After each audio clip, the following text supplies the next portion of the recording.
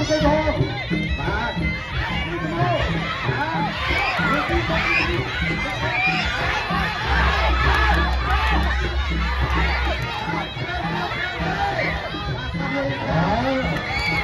và ông nhìn lên con trai không phải là một cái hiên đâu.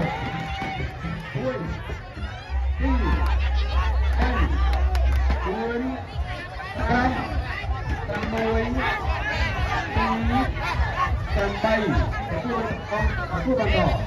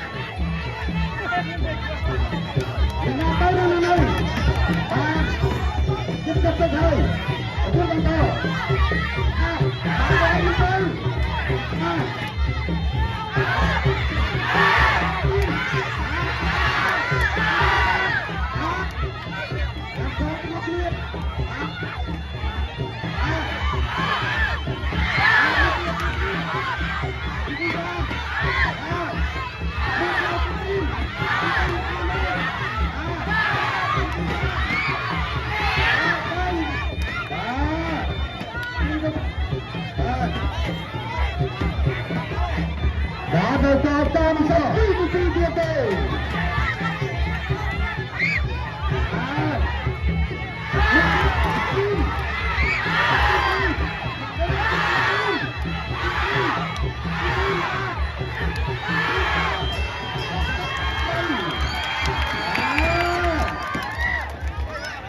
มันจะจบเต็มมา